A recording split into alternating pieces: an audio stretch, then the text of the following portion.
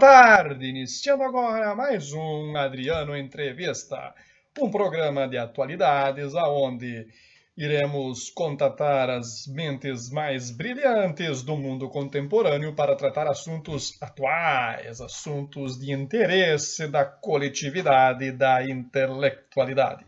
E hoje, deixamos um espaço todo especial para entrevistarmos um pensador português muito famoso, tá? Que tem um discurso crítico da atualidade, né? Estou falando do filósofo Manu Rockwell, conhecido popularmente como Manuel. Ok? Então nós vamos desde já deixar claro para todos vocês, telespectadores, que estamos aqui tendo todo o cuidado com o distanciamento social, tá? Então o seu Manu Rockwell, ele está aqui ao meu lado, né? Tudo bem, Manu? Já vai deixar as suas saudações, né? E vamos iniciar a nossa conversa, a nossa entrevista aqui Professor Adriano Entrevista. Então, por favor, professor, querido filósofo, pensador, magnânimo Manu deixe as suas considerações iniciais para os nossos telespectadores, por favor. Muito obrigado, professor Adriano, né? É sempre uma alegria muito grande, né? Poder estar aqui conversando com você, com essa pessoa maravilhosa que você é, né? E até porque temos uma maneira de pensar muito comum, muito parecido, né? Pensamos muito parecidamente. E também poder contribuir então com toda essa multidão de pessoas que estão nos assistindo, que estão aqui acompanhando ao vivo a nossa transmissão, né? Tá em um lugarzinho que tá ao vivo, né? Enfim, tá muito feliz, muito quase emocionado em poder participar dessa conversa, então, tá? Espero poder ser útil, poder contribuir com o conhecimento geral. Muito bem. Então, o assunto de hoje é trabalho, né? Eu sei que para muitos ouvir a palavra trabalho causa um certo arrepiozinho no braço, né? Não é algo muito... Mas, enfim. O conceito de trabalho hoje, né, ele ganha dimensões diversas, ganha aspectos diversos, não é, querido entrevistado? Então, para começo de conversa, nós gostaríamos de ouvir, né, de você, para que você faça uma contextualização, talvez no começo, para melhor conversarmos, né, a origem do trabalho e as concepções, a maneira como que historicamente o trabalho ele foi entendido, né, dentro das diversas concepções que perduraram por esses períodos, né? Então tu conseguirias talvez fazer uma contextualização nesse sentido, senhor Manu? Pois bem, veja só. Pois bem, veja. Quando se fala em trabalho, né, nós estamos falando de uma atividade elementar, indispensável para a vida do homem. Por quê?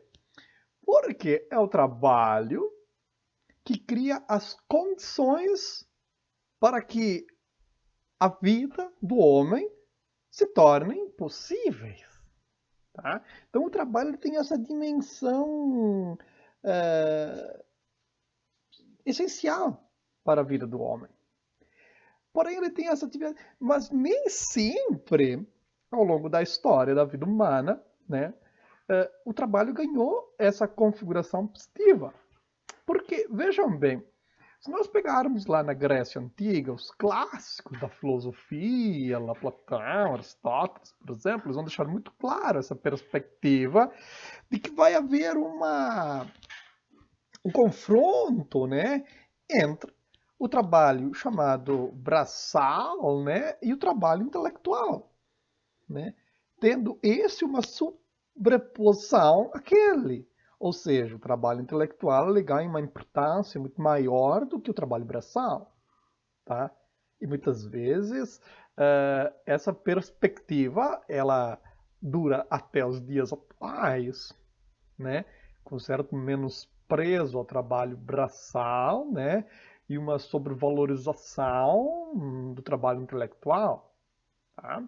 Isso é assunto para mais tarde, né? Muito bem. Os romanos, por sua vez, mantêm essa perspectiva do trabalho braçal como sendo algo negativo. E os romanos, eles atribuem aos escravos que desempenham, né, as atividades braçais por excelência, a característica ou a configuração de instrumentos, professor Adriano. E queridos telespectadores, tá? Instrumentos. Instrumentos na mesma categoria de outros instrumentos, porque os romanos vão estabelecer 3 tipos de instrumentos necessários para o trabalho. Aquilo que eles vão chamar de instrumentum non vocalis, né? Os instrumentos não vocais, a enxada, o arado, né? A plantadeira, né? São aqueles instrumentos que não falam, por assim dizer. Eles vão dizer que existem os instrumentos para trabalho semivocalis, instrumentum semivocalis, aqueles que têm uma semifala, como por exemplo os bois, os cavalos, os burros, os jumentos, né? Eu ia dizer uma coisa aqui de Brano, não posso falar. Enfim, lá no final do vídeo, depois, quando vai editar, eu falo. Muito bem. E os instrumentos vocais, né, professor Adriano? São os instrumentos que falam, ou seja, os escravos. São instrumentos, porque trabalham de maneira braçal. Entendem? Então eles mantêm a mesma configuração grega. Os gregos, eles vão dizer, Platão, ele vai dizer que a educação, ela tem que servir, basicamente, para definir a função social de cada indivíduo. Os 6 anos todos vão para a escola, os meninos, né, para a chamada academia. Né, num primeiro processo de seleção, eles vão descartar todos aqueles que não têm habilidade nem intelectual e nem para a guerra. Esses vão trabalhar. Entendem? Estão tentando, não querem adiar o Enem esse ano. Qualquer semelhança é mera coincidência aqui no Brasil, né? Muito bem, continuando. Então, isso no período romano. Avançando um pouco, nós vamos ter... e veja, e a palavra trabalho, aqui, ela assume... a palavra trabalho, ela deriva do latim, né? Tripalium. O tripalium é um instrumento de tortura para os escravos. Os escravos usavam o tripalium, né? Tripaus, 3 paus, o tripalium, né? Então, se vocês pesquisarem lá, vocês vão ver esse instrumento de tortura, né? Que é o tripalium, e a palavra trabalho deriva do tripalium, ou seja, o trabalho é um instrumento de tortura, não é algo dignificante. É algo que tira a dignidade. Ok? Avançando no tempo, nós vamos ter o período medieval, cristianismo, igreja católica, né? E novamente aqui uma desqualificação do trabalho. Porque o trabalho, né, ele se opõe à prática da contemplação. Então o trabalho, ele continua assumindo uma perspectiva negativa. No princípio, embora depois esse mesmo cristianismo, ele vá alterando a sua concepção de trabalho, né? E as próprias escrituras sagradas, elas vão trazer, né, algumas perspectivas mais pró-trabalho, podemos dizer assim, né? Ok? Fato é que, definitivamente, o trabalho ele assume uma proposição, uma propostura diferente, tá? Com o advento do período moderno. Na Idade Moderna, com o surgimento do capitalismo, tá? Promoveu-se então uma transformação profunda na visão negativa do trabalho, que deixou de ser visto como um castigo e passou a ser associado à dignidade humana. Com a contribuição do cristianismo? Sim. Okay? Então, o capitalismo ele necessita de uma massa de operários muito grande, porque tem que se fazer rodízio também no trabalho, né? Então, se a perspectiva social do trabalho ela continua sendo algo negativo, o capitalismo não se sustenta. Não há produção. Tem que ter mão de obra, tenho que pagar pouco essa mão de obra, e para pagar pouco essa mão de obra eu tenho que ter um exército de reserva, porque quem não está contente eu ponho para fora e já chamo outro, tá? Então eu tenho que mudar esta concepção negativa de trabalho. E é o que se fez. E Max Weber, que é um autor moderno também, ele vai se utilizar de uma explicação muito interessante, né? Ele vai olhar justamente para o protestantismo, uma vertente cristã. E ele vai ver, olha, o protestantismo, ele colaborou muito para a difusão da concepção capitalista do trabalho, porque ele vincula a ideia de salvação religiosa com a ideia de desenvolver uma atividade econômica e ter resultados financeiros atrelados a isso. Vamos desenvolver melhor essa ideia posteriormente também. Então, a ideologia capitalista ela acaba instituindo uma orientação para o trabalho, né, como sendo algo fundamental para a realização do indivíduo enquanto homem e enquanto ser social. A partir de agora, se lá na Grécia Antiga o ócio era muito bem visto, a pessoa que conseguia viver no ócio, apenas pensando, sem necessitar sujar as mãos na terra, era bem visto. Agora, o capitalismo vai olhar para as pessoas e vai dizer, o seu vagabundo vai trabalhar. Quem não trabalha não tem dignidade. A dignidade ela vem a partir do trabalho. Esse é o espírito, então, que o capitalismo, que a sociedade moderna e pós-moderna também, ela instaura e faz com que as pessoas assumam esta postura. Acho que era mais ou menos isso, professor Adriano, sem me delongar demasiadamente. Como bem, né, deu para se perceber muito bem, né? Se viu que o conceito de trabalho ele foi sofrendo modificações, né? A nossa perspectiva atual, né? Ela difere das perspectivas anteriores, né? Então, Manu, agora acho que é o momento de nós adentrarmos aqui como que os principais teóricos, os chamados clássicos da sociologia, eles vão interpretar, eles vão analisar, eles vão teorizar o conceito de trabalho. Poderíamos fazer uma perspectiva aqui? Como é que isso acontece nos clássicos da sociologia?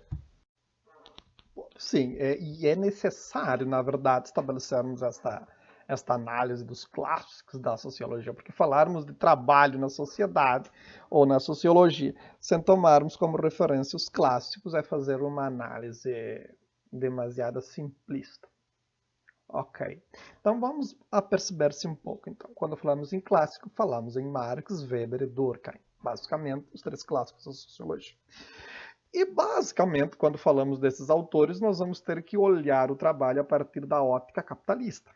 É a partir desta ótica que os três autores vão desenvolver suas teorias. Marx criticando, Durkheim e Weber afirmando essa postura como sendo algo positivo. Então vamos começar por quem critica, Marx.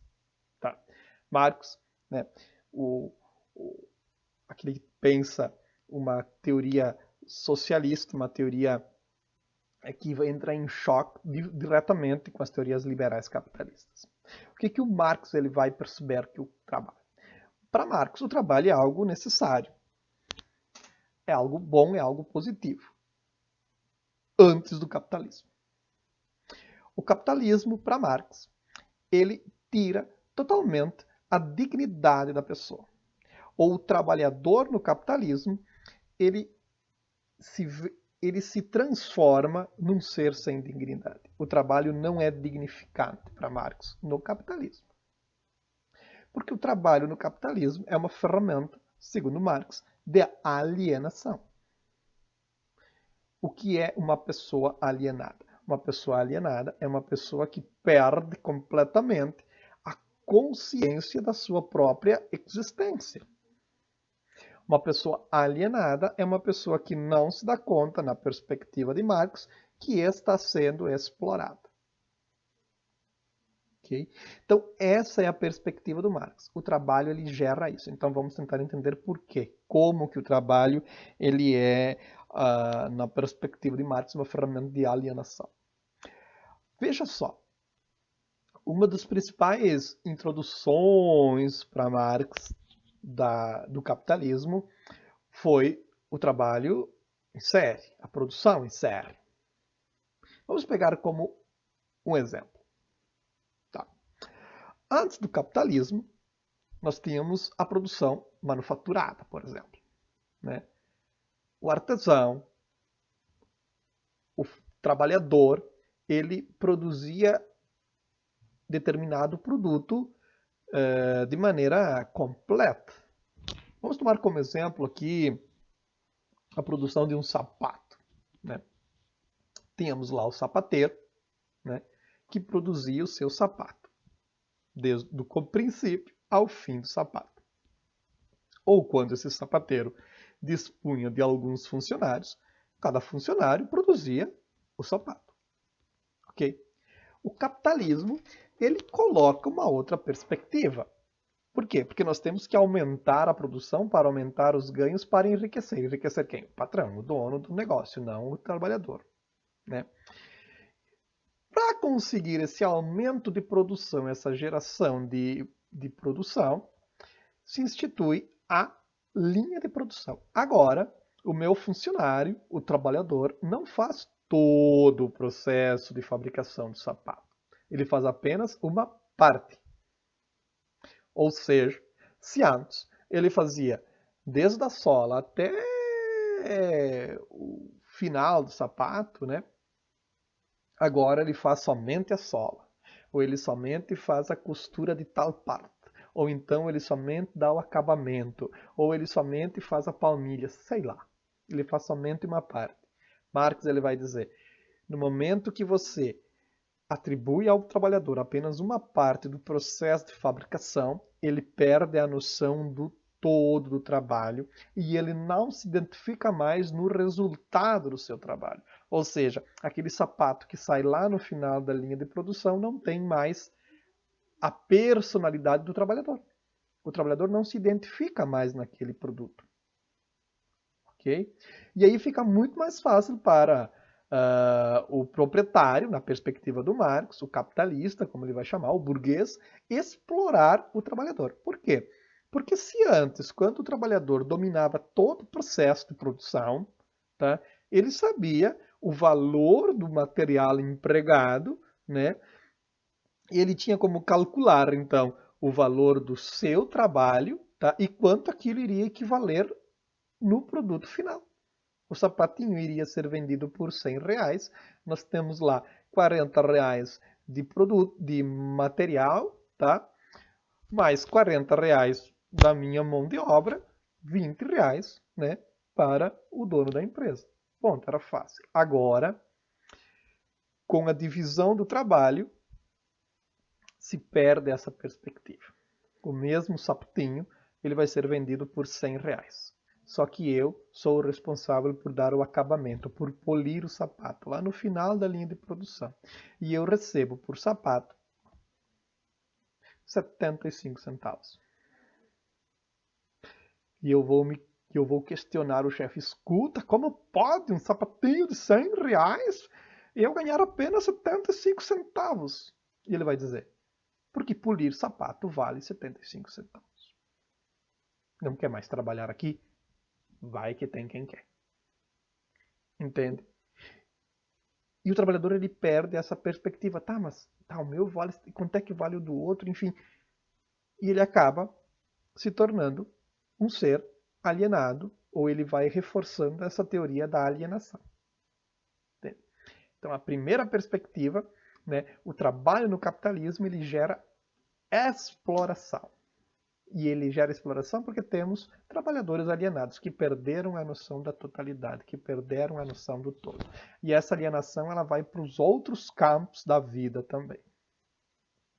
Marcuse, um pensador bem mais contemporâneo, mas também tem uma leitura marxista, né? Ele vai dizer que se essa alienação provocada por essa necessidade capitalista de produção, né, ela acaba invadindo o campo pessoal da vida humana. Okay? Então o Marx ele vai dizer, e essa exploração, tá, ela vai ganhar o título, né, ele vai classificar isso como mais-valia. Tá? O que é a mais-valia? O trabalho no capitalismo ele gera mais-valia para o capitalista, para o dono dos meios de produção. Né? O que isso significa? A mais-valia é aquele... Na perspectiva do Marx, a mais-valia nada mais é do que o trabalho que o capitalista rouba do proletário, do trabalhador. É uma apropriação indevida do trabalho. Mais do que o necessário para se manter o negócio. Ele explora, e essa exploração é conhecida como mais-valia. E ela pode ser de dois tipos, tá? Relativa ou absoluta. Tá? Quando ele trabalha a mais-valia relativa, ele é duas maneiras de explorar. Né? A mais-valia relativa é quando se aumenta, por exemplo, o tempo de trabalho da pessoa. Ah, trabalhe um pouquinho mais que eu vou lhe pagar uma hora extra. Marx vai dizer, o que vai se pagar a mais nunca é aquilo que realmente a pessoa merece por ter produzido aquilo. Sempre é menos. Então a jornada de trabalho brasileira é de 8 horas. Ah, agora estamos vendendo muito, né, o produto, então vou pagar hora extra, né, 2 horas extras por dia. Marx vai dizer, o valor pago por esta hora extra nunca equivale ao que você gera de riqueza para o proprietário. Isso é a mais-valia relativa. E existe uma mais-valia absoluta, que é uma outra perspectiva. Né? Ou seja, é quando se coloca tecnologia na produção e não se aumenta e não se modifica a remuneração do operário. Ou seja, eu estou lá, operário, trabalhando, né, com uma máquina e eu produzo 50 pares de sapato por dia. Agora chega uma máquina nova e o meu salário é de R$1.050. No outro dia chega uma máquina que aumenta a produção dos 50 para 150 sapatos dia. Eu estou produzindo muito mais. O dono do meio de produção está ganhando muito mais, mas o meu salário continua 1.050.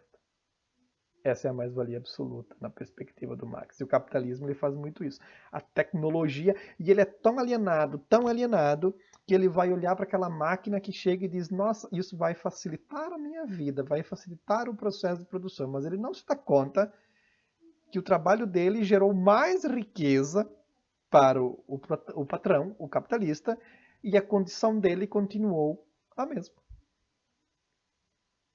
Ou piorou. Entende? Essa é a perspectiva. Essa é a análise que o Marx ele vai fazer do trabalho no capitalismo. Já o Durkheim, ele vai olhar isso como uma perspectiva positiva. Tá? Porque para o Durkheim, o trabalho ele gera, no capitalismo, né, ele gera algo extremamente benéfico para o ser humano, para a sociedade humana, que é o que ele vai denominar de solidariedade orgânica. O capitalismo, então, ele vai fazer florescer o que não existia na experiência humana, que é o que ele vai chamar de solidariedade orgânica. O que é a solidariedade orgânica? É essa solidariedade que une as pessoas de modo consciente. É orgânico, é intencional. O outro tipo de solidariedade que até então existia, segundo Durkheim, é a solidariedade mecânica, que é aquela que se estabelece de maneira mecânica na vida das pessoas. Né? Papai, mamãe me introduzem na família, ou estabeleço a solidariedade com essas pessoas, no meio religioso, na escola, lá. Agora, o trabalho no capitalismo, esse mesmo sistema, criticado por Marx da linha de montagem, por exemplo, ele é por Durkheim, ele é elogiado. Ele vai dizer, isso gera solidariedade orgânica. Por quê? Porque as pessoas percebem que uma depende da outra na linha de produção e eu passo a fazer bem o meu trabalho, porque eu sei que se eu fazer bem o meu trabalho, os demais vão receber por isso também, e se os outros realizarem bem a sua atividade, eu também vou realizar. Por quê? Tomando ainda como exemplo o sapatinho, né? Porque se numa linha de produção de sapato, a minha atividade é uma atividade intermediária, né? Se lá na frente alguém não fizer bem o trabalho dele, aquele sapato vai chegar até mim com um problema, eu não vou poder desenvolver a minha atividade, vai chegar lá no final da linha de montagem, tá? Vai ter o supervisor que vai olhar aquilo e vai descontar dos funcionários, não de quem deixou de fazer, de todos daquela linha de montagem. Então, essa solidariedade, esse querer que os demais também façam bem, porque eu serei beneficiado por isso. Para Durkheim, o que de melhor existe no capitalismo é o surgimento da solidariedade orgânica, né? E Weber, por sua vez, como eu já havia mencionado anteriormente, de maneira bem breve, Weber, no seu livro A Ética Protestante e o Espírito Capitalista, ele vai perceber, né, que o trabalho capitalista, ou que o capitalismo, ele teve uma forte colaboração da religião cristã, principalmente o protestantismo. Por quê? Porque o protestantismo ele tem uma visão de salvação um pouco diferente das demais perspectivas religiosas, né? Porque o protestantismo ele vai pregar o seguinte, que a condição econômica da pessoa, o quanto a pessoa é bem-sucedida economicamente, acaba determinando ou acaba definindo se essa pessoa será salva ou não.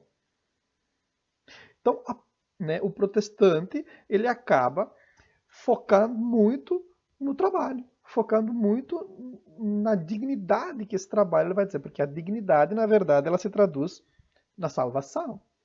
Deus me ama, Deus me salva, por isso ele faz com que eu persevere na vida material.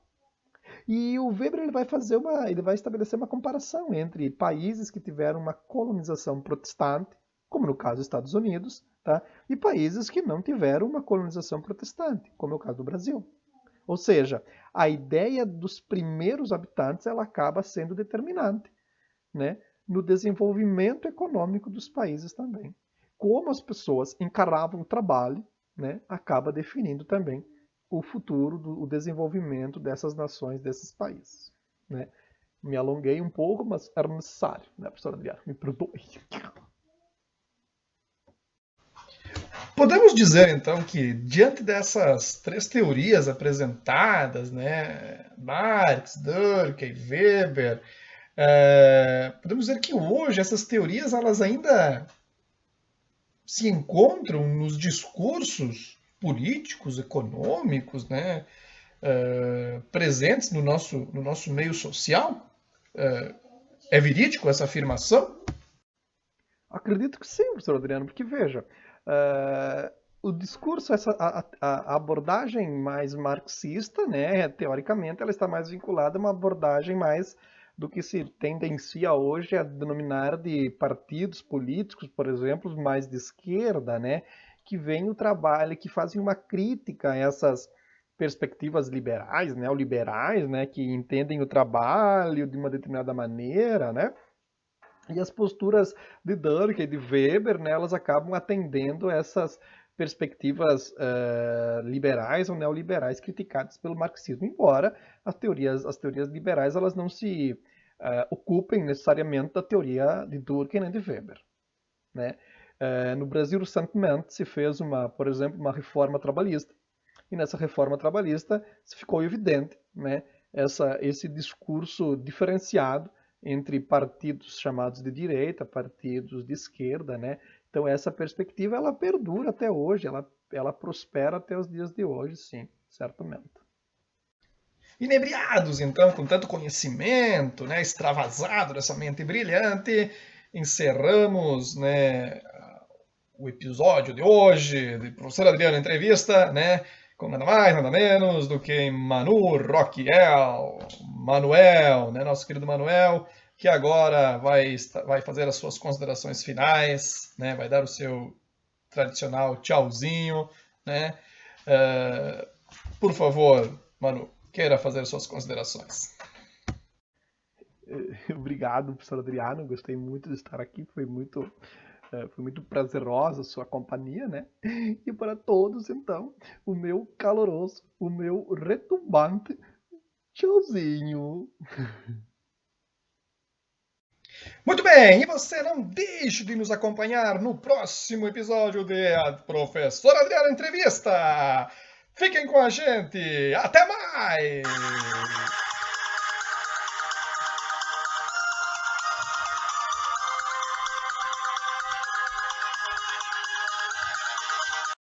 É, né, professor Adriano?